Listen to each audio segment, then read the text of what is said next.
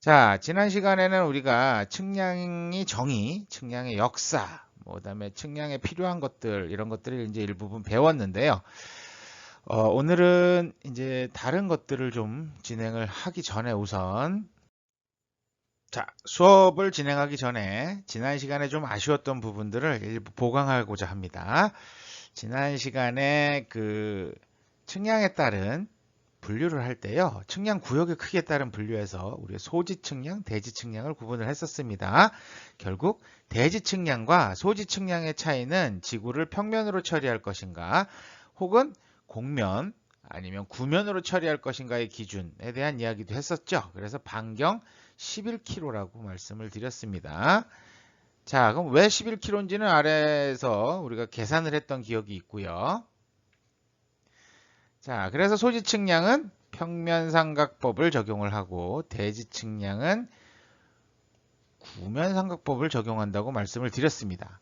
자, 그럼 평면삼각법은 여러분들 아마 대충 알 거예요. 평면에서 그냥 삼각형 형태를 만들어가는 그런 이제 삼각법이 될 텐데요. 구면삼각법은 무엇일까요? 구면삼각법에 대해서 우리가 한번 알아보는 그런 과정을 거쳐보도록 하겠습니다. 여러분들은 아마 초중고 시절 수학 수업에 다각형의 내각이라든가 외각의 합에 대해서 배우셨을 겁니다. 나중에 각측량 부분에서 다시 자세히 말씀을 드리겠지만 일단은 구면삼각법하고 구가량을 설명하기 위해서 잠깐 설명을 하고 넘어가도록 하겠습니다. 자, 그럼 여기서 여러분들한테 질문 드립니다. 삼각형의 내각의 합이 얼마죠? 아십니까? 답하시는 분들이 없는 것 같은데 180도죠. 자, 그럼 이 삼각형의 내각의 합 180도를 잘 활용하면 다양한 다각형의 내각의 합을 구하기가 엄청 쉬워집니다. 자, 사각형 같은 경우 삼각형이 두 개가 만들어지죠. 두 개죠. 두 개가 만들어집니다. 그러다 보니까 네, 삼각형이 두 개, 그래서 180 곱하기 2에서 360도가 되고요. 그러면 오각형은요. 하나, 둘, 세 개가 되겠죠? 세 개니까 우리가 540도가 됩니다. 그럼 육각형은요. 하나, 둘, 셋, 네 개가 만들어지죠? 그러다 보니까 720도가 될 수가 있습니다. 그러면 자, 요 2, 3, 4를 잘 활용을 해서요. 우리가 내각의 합을 구하는 공식을 만들어낼 수가 있습니다. 180도 곱하기 앞에 나왔던 각형 빼기 2를 해주면 우리가 알고 있는 삼각형이나 사각형, 오각형 같은 N각형, 다각형의 내각의 합을 구하는 공식이 만들어지게 됩니다. 자, 그럼 외곽의 합은 어떻게 구할까요? 외곽의 합은 그 다각형의 한 내각의 크기와 이웃한 외곽의 크기의 합을 살펴보게 되면 여러분들 이렇게 되죠. 내각의 크기와 외곽의 합을 구하게 되는데요. 자, 내각과 외곽, 그 다음에 막곡지각, 이런 식으로 계산을 하다 보니까 어떻게 되냐면 180도가 나옵니다. 그죠? 평면에서 내각과 외곽입니다. 인접한. 자, 그렇다 그러면 전체가 쭉쭉쭉쭉 연결이 될 텐데요. 내각의 크기의 합 더하기 외곽의 크기의 합은 180도 곱하기 꼭지점의 수가 될 것 같습니다. 자, 그렇다면 외곽의 크기의 합을 구하기 위해서 이항 정리를 하면 되겠죠? 180도 곱하기 꼭지점의 수 빼기 내각의 크기의 합이 될 것 같습니다. 자, 그래서 이거를 또 풀어서 내각의 크기 합 구하는 공식을 집어넣어 보면요. 자, 위에서 봤던 이 내각의 크기의 합 공식을 집어넣습니다. 그러면 어떻게 됩니까? 네. 180도 곱하기 n 마이너스 180 곱하기 n-2가 되는데 자, 이걸 풀어 헤치면 이런 식이 되겠죠? 네, 이항 정리를 합니다. 풀어서 자, 그러면은 얘랑 얘는 사라질 거고요. 결국은 얘만 플러스 값으로 남게 되겠죠? 자, 그래서 결국에는 360도입니다. 그래서 다각형의 외곽의 합은 360도고요. 다각형의 내각의 합을 구하는 공식은 180도 곱하기 가로하고 n-2를 이용을 해서 구하면 됩니다. 자, 공식이 생각이 안 난다 그러면 무조건 다각형 안에다가 삼각형을 그리기 시작하면 여러분들이 충분히 다각형의 내각의 합을 구하는 공식들을 쓰지 않고 구하실 수가 있을 것 같습니다. 자, 그럼 이제 구면삼각법과 구가량에 대해서 알아볼 건데요. 구면삼각형이라는 것은 결국은 지구 타원체 같은 이런 구면에 설치되어 있는 삼각형입니다. 그러다 보니까 평면이 아니고 곡면이죠. 그러다 보니까 어떤 차이가 있냐? 자, 내각의 합이 평면 삼각형은 180도였는데요. 구면 삼각형의 내각의 합은 항상 180도보다 큽니다. 그래서 그 차이를 우리가 구가량이다 라고 이야기를 하고요. 엡실론이라는 용어로 표기를 합니다. 그리고 그 차이가 그렇게 크지 않기 때문에 보통 도분초 중에 초 단위로 표시를 하게 됩니다. 그래서 아까 얘기했듯이 구가량은 엡실론은 구면삼각형 내각의 합 마이너스 평면삼각형 내각의 합을 해주게 되죠. 그러면 바로 엡실론 구가량이 나오게 됩니다. 자, 구면삼각형에서 삼각형 내각의 합은 항상 180도보다 크다. 꼭 기억을 하시면 좋겠습니다. 그래서 자, 근데 이게 이제 한 변의 길이가 한 22km 이상 될 때예요. 그죠? 아까 앞에서 이야기할 때 자, 소지 측량과 대지 측량을 구분할 때 22km입니다. 반경 11km였죠. 그럼 자, 이거보다 커지면 구면삼각형이 내각의 합이 드디어 이제 평면삼각형의 합보다 커지는 상황이 발생하게 됩니다. 자, 그래서 이런 구면삼각형의 내각의 합을 구하려면 결국은 평면삼각형의 합 더하기 엡실론 해주면 되는데요. 자, 근데 이 엡실론을 어디서 구할까요? 우리가 이런 식으로 구해도 되는데 실제로 이제 엡실론 구하는 공식이 나와 있습니다. 그래서 엡실론은 구가량은 지구 평균 곡률 반경의 제곱분의 구면삼각형의 넓이 곱하기 로우 초를 해주면 됩니다. 자, R제곱분의 F 무차원이 되고요. 자, 이거를 우리가 이제 계산하기 편하게 각도로 바꿔줘야겠죠. 그래서 로우 초를 곱해주는데요. 로우 초는 파이분의 180도를 곱해줍니다. 그럼 파이분의 180도를 초로 변환하게 되면 계략 206265초 정도 되는 거죠. 그래서 206265초를 곱해주게 돼서 우리가 이제 엡실론을 구할 수 있게 됩니다. 자, 그 다음에 전반적으로 가장 먼저 이야기를 드렸어야 할 것 같은데 까먹고 지나갔던 것 중에 하나입니다. 길이의 단위죠. 측량에 사용되는 단위가 뭔지를 우리가 알고 넘어가야 될 텐데 여러분들은 이미 다 알고 계십니다. 우리가 일반적으로 사용하는 단위는 MKS 단위계, 우리나라에서 많이 쓰죠. 자, 뭐 씁니까? 길이의 단위는 미터를 쓰고요. 질량의 단위는 킬로그램을 사용을 합니다. 자, 그 다음에 시간의 단위로는 우리가 초를 이용을 하게 되는 기본으로 하는 단위계가 바로 MKS 단위계가 되겠습니다. 자, 여기에 전류의 단위인 암페어하고요. 이걸 추가를 해서 MKSA 단위계가 1950년도에 제안이 됐고요. 또 시간이 흘러서 1960년도에 온도, 켈빈, 절대온도 켈빈과 물질량의 단위인 몰, 그 다음에 광도의 단위인 칸델라를 포함을 해서 우리가 국제 단위계 SI 단위계가 만들어지게 됩니다. 자, 그 다음에 NKS 단위계랑 비슷한 CGS 단위계가 있습니다. 앞에 머리 글자만 봐도 알겠죠? 길이는 센티미터, 질량은 그램, 시간은 초로 이야기를 하는데요. 굉장히 작은 부분이죠. 그러다 보니까 과학계에서 상당히 많이 사용하는 단위가 되겠습니다. 그럼 일반적으로 측량에서 사용하는 단위계는 MKS 단위계다라고 생각을 하고 계시면 될 것 같아요. 자, 그다음에 이제 각도의 단위를 우리가 이야기를 하는데요. 도분초로 이야기를 합니다. 그래서 360도를 쓰죠. 원 둘레를 우리가 360도라고 그러고요. 그다음에 60진법을 써서 1도는 60분이 되고요. 그다음에 1분은 60초에 60진법을 사용하고 있습니다. 자, 이 외에도 우리가 이제 호도법이라는 걸 사용을 하기도 합니다. 자, 호도법은 원 둘레를 2파이 라디안으로 정의를 한 경우예요. 그래서 보통 1라디안은 파이분의 180도를 해서 계략 57.3도 정도 됩니다. 이거를 도분초로 바꾸면 57도 17분 44.8초라고 이제 변환이 되겠네요. 자, 그 다음에 그럼 1도를 거꾸로 라디안으로 고치려고 그러면 180분의 파이를 해주면 되고요. 약 0.0175 라디안 정도 될 것 같습니다. 그래서 자, 여기 보시면 이제 디그리를 각도를 라디안으로 바꾸는 방법은 곱하기 180분의 파이를 해주고요. 라디안을 디그리로 바꾸는 방법은 파이분의 180을 해준다라고 나와 있고요. 이 변환표를 그림으로 표시한 겁니다. 나중에 한번 확인을 해보시면 도움이 될 것 같아요. 앞장에서 단위계에 대해서 말씀을 드렸었는데요.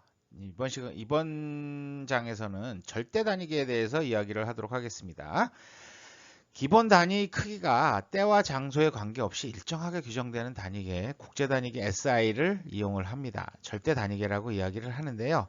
네, 무슨 얘기냐 하면 일반적으로 도면에 단위 기호가 적혀 있지 않다 그러면 이게 미터인지 킬로미터인지 그죠? 아니면 이게 킬로그램인지 그램인지 밀리그램인지 알 수가 없죠. 그래서 기준을 정해버렸습니다. 자, 아무것도 안 쓸 때는 그러니까 기호가 안 써 있을 때는 길이는 미터, 질량은 킬로그램, 시간은 세컨드, 전류는 암페어, 연력학적 온도는 켈빈, 물질량은 몰, 광도는 칸델라 같은 것들을 쓸 수 있도록 이렇게 딱 지정해서 쓰게 만들어 놓은 거죠. 그래서 우리가 입력을 하거나 숫자를 기록을 할 때도 이 단위를 활용해서 기록을 하게 되고요. 만약에 깜빡 잊고 기호를 쓰지 않았다 그러면 읽을 때 당연히 미터로 읽고 킬로그램으로 읽고 세컨드로 읽는다 라고 알고 계시면 될 것 같아요.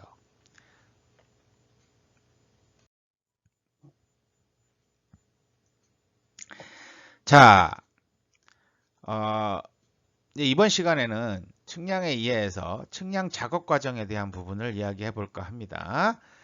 자, 그래서 그 측량 작업 과정과 측량의 오차에 대한 수업을 진행을 하는데 측량 작업부터 설명을 드리도록 하겠습니다.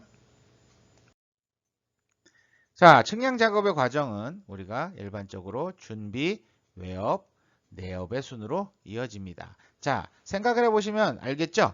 장비를 가지고 그냥 무턱대고 나갈 수는 없죠. 나가기 위해서 어떤 장비를 가지고 어떻게 무슨 측량을 할 건지 이런 것들을 고민을 좀 한 후에 그다음에 이제 장비를 가지고 나가서 현장에서 측량을 하게 되고요. 이 측량 결과를 실내로 가지고 와서 우리가 도면화한다든가 정리를 하는 과정으로 구분이 되겠습니다. 그래서 먼저 준비 과정입니다. 목적의 파악이 돼야 되고요. 어떤 목적으로 측량을 하는지가 결정이 돼야겠죠. 그다음에 측량의 정확도를 결정을 해야 됩니다. 무슨 얘기냐? 어느 정도의 정확도로 측량을 할 것이냐 결정을 해야 될 거고요. 그 다음에 측량 방법을 결정을 할 것 같습니다. 자, 거리 측량을 할 것인지, 각 측량을 할 것인지, 이런 것들도 수준 측량을 할 것인지, 이런 것도 결정을 해야 될 테고요. 방법도 결정을 하게 되고요. 자, 그럼 이런 방법이 결정이 되면 기계를 선정을 해야겠죠. 그죠? 자, 설정된 방법에 따라서 어떤 기계를 쓸 것인지를 고르게 되고요. 그다음에 자, 비용이 얼마인지도 우리가 알아봐야 될 것 같습니다. 그래서 측량 경비의 검토도 이루어져야 될 테고요. 작업의 지도, 감독 방법의 검토 같은 경우도 이루어져야 됩니다. 그다음에 이렇게 끝났을 때 결과의 검사 방법을 검토를 어떻게 할 것인지도 미리 준비 과정에서 결정이 돼야 될 문제입니다. 자, 그다음에 이제 이렇게 된 걸 가지고 외업을 나가게 되는데요. 앞에서 계획과 준비를 면밀히 하고요. 단기간에 정확하고 경제적으로 실시를 해야 됩니다. 자, 측량을 한참 하다가 이 길이 아닌 게벼 하고 돌아가고 평지 같으면 뭐 큰 무리가 되지 않을 텐데요. 산이라고 그러면 굉장히 힘들겠죠.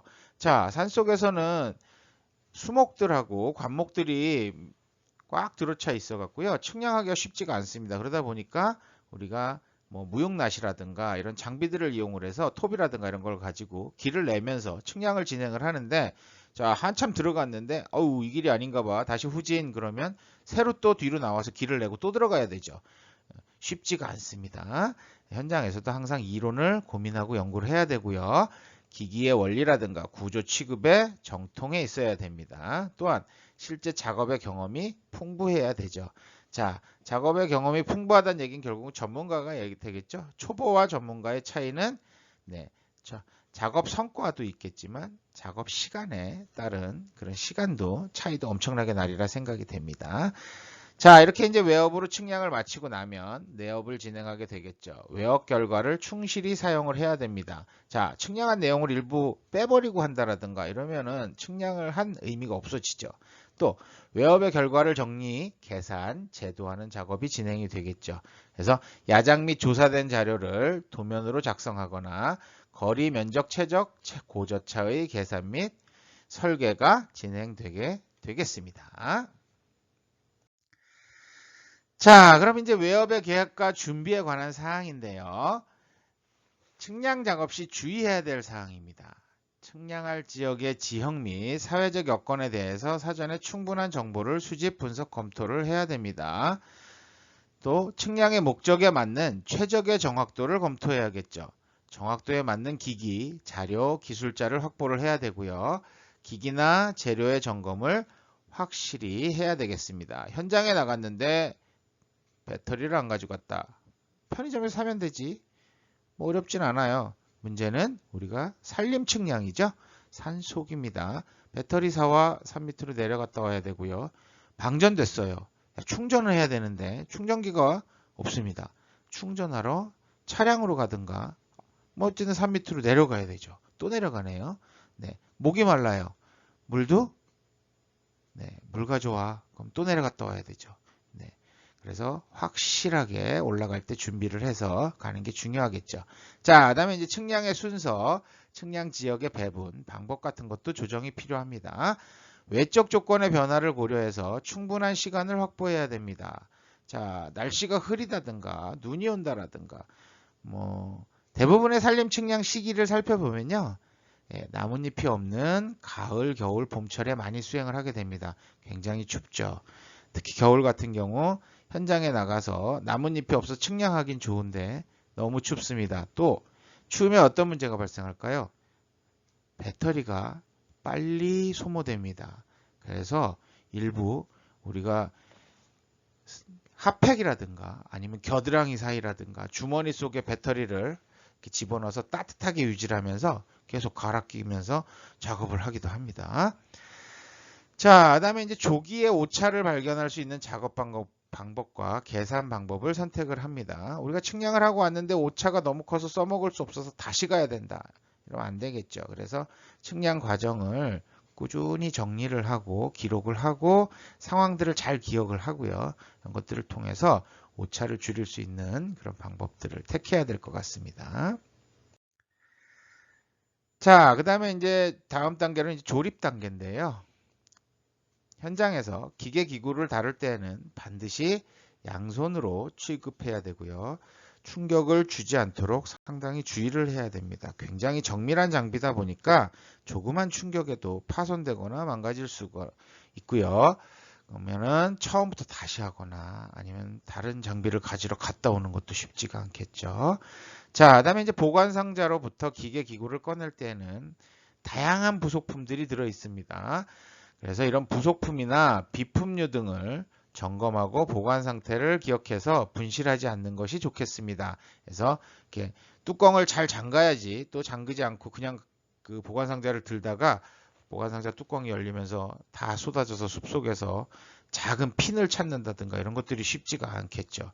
또 기계를 조립할 때는 삼각 두부의 먼지, 습기, 흙 등을 제거한 후에 조립한다라고 얘기가 되는데요. 나중에 우리 실습할 때 여러분들한테 다시 한번 보여드리겠지만 측량 장비를 삼각대 다리가 3개인 트라이포드 위에 설치를 하죠. 그럼 올려놓을 때 이 면을 깨끗이 닦아서 기계와 닿는 삼각대 상단의 면을 깨끗이 닦아서 기계가 잘 수평으로 설치될 수 있도록 해야 될 것 같습니다. 만약에 이런 곳에 먼지나 습기, 흙 같은 것들이 있어서 저희가 장비를 설치한 이후에 수평을 잡았는데 이 흙이 뭐 부서져서 다시 평평하게 됐다. 아니면 빠져나갔다. 이렇게 되면 수평이 틀어지게 되는 문제가 생기죠. 그럼 우리가 측량할 때 오차가 발생하는 원인이 되기도 합니다. 또 기계 기구가 삼각대에 완전히 조립될 때까지 지주를 놓치지 않도록 합니다. 자, 고가의 장비고 정밀한 장비다 보니까 삼각대에 완전히 고정될 때까지 우리가 꼭 잡고서 작업을 하는 게 좋을 것 같습니다. 자, 측량 작업 시 주의사항 중에 이제 사용 및 운반 단계에서의 주의사항일 것 같습니다. 자, 기계를 사용하는 도중에 삼각대와 일체로 이동할 때 우리가 기계를 풀어서 삼각대에서 풀어서 이동하는 게 아니고 기계와 삼각대가 일체로 연결된 상태로 이동을 할 때는 기계에 충격이 가하지 않도록 삼각대를 조심해서 뽑아서 잘 접어서 이동을 하게 되는데요. 문제는 어깨에 이렇게 짊어지듯이 기계가 뒤에 이렇게 수평으로 달려서 다니면 안 됩니다. 자, 기계를 운반하고 이동시킬 때는 고정 나사를 가볍게 고정을 해서 기계의 부품, 망원경이라든가 기계가 회전하지 않도록 고정을 해주는 게 중요하고요. 또 충격 방지용 제동 나사라는 게 달려 있는 기계도 있습니다. 이런 기계는 제동 나사를 작동을 해서 기계가 흔들리거나 움직이지 않도록 세팅을 하고 이동하는 게 좋겠죠. 또 기계를 이동시킬 때는 기계가 기울어지지 않도록 세워서 이동을 합니다. 기계가 기울어지게 되면 기계에 무리가 가게 되고요. 그러다 보니까 기계를 수직으로 세워서 삼각대와 수직으로 세워서 이동을 합니다. 자, 이렇게 짧은 거리 이동할 때는 이렇고요. 원거리를 이동할 경우에는 삼각대에서 반드시 기계를 분리해서 보관 상자에 넣어서 운반하는 게 안전합니다. 자, 자동차로 운반할 경우에는 보관 상자가 충격받지 않도록 조심해야 될 것 같고요.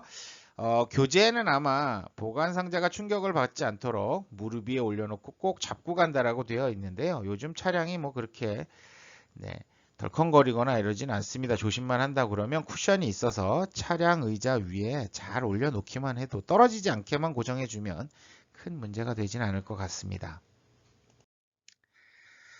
자, 이제 보관 단계인데요.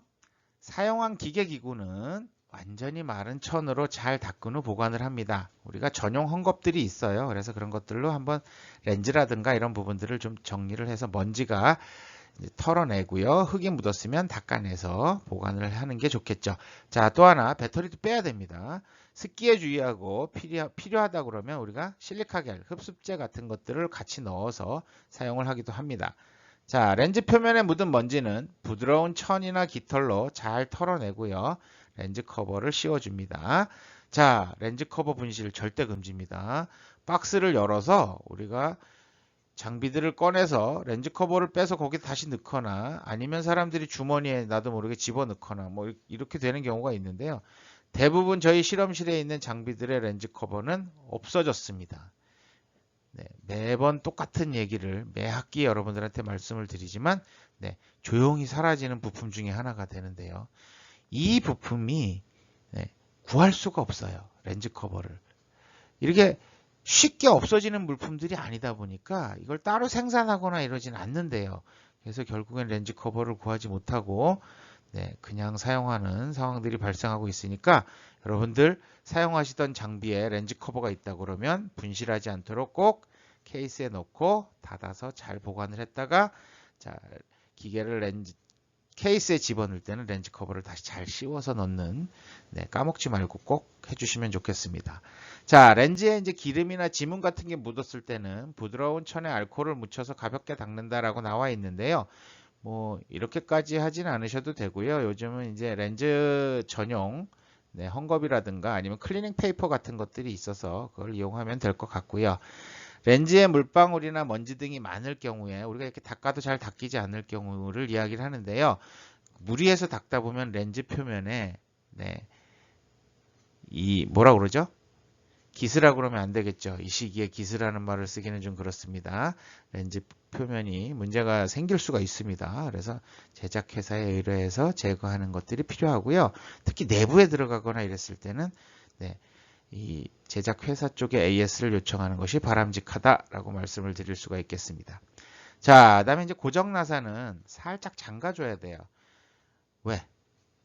고정 나사를 잠그지 않으면 우리가 케이스를 들고 이동하는 과정에서 안에서 흔들리면서 문제가 생길 수가 있거든요. 그래서 살짝 조여줘서 움직이지 않을 정도로만 살짝 잠가주면 됩니다. 그다음에 이제 정준 나사는 원위치로 풀어준다라고 했는데 이게 무슨 얘기냐면 수평을 맞추는 나사다 보니까 한쪽은 올라가고 한쪽은 내려가고 이런 상태가 되어 있을 텐데요. 다음번에 측량할 때 그 상태에서 다시 수평을 잡으려고 그러면 이 정준 나사에 무리가 갈 수가 있습니다. 그래서 정준 나사는 중앙으로 다시 원위치로 돌려주는 과정들이 될 것 같아요. 자, 나중에 우리 대면 수업하고 바깥에서 실습하실 때 한 번씩들 다시 한번 이야기를 해드리도록 하겠습니다. 자, 가동부가 굳어 있을 경우에는 알코올과 에테르를 혼합해서 청소한다라고 이제 써 있는데요. 뭐 이런 경우는 거의 없고요. 가동부가 굳어 있을 때는 어떻게 해야 됩니까?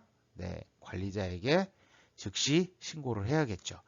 저한테 아니면 뭐 담당 그 대학원생한테 장비가 움직이지 않습니다 라고 말을 해서 해야지 여러분들이 이거 굳었네 강제로 막 이렇게 움직여서 움직이게 만들다 보면 기계가 파손될 우려가 있으니까 조심하셔야 될 것 같고요. 자, 부속품 등은 전부 있는지 확인하고 보관 상자에 고리쇠가 걸려 있는지도 확인을 합니다. 그죠?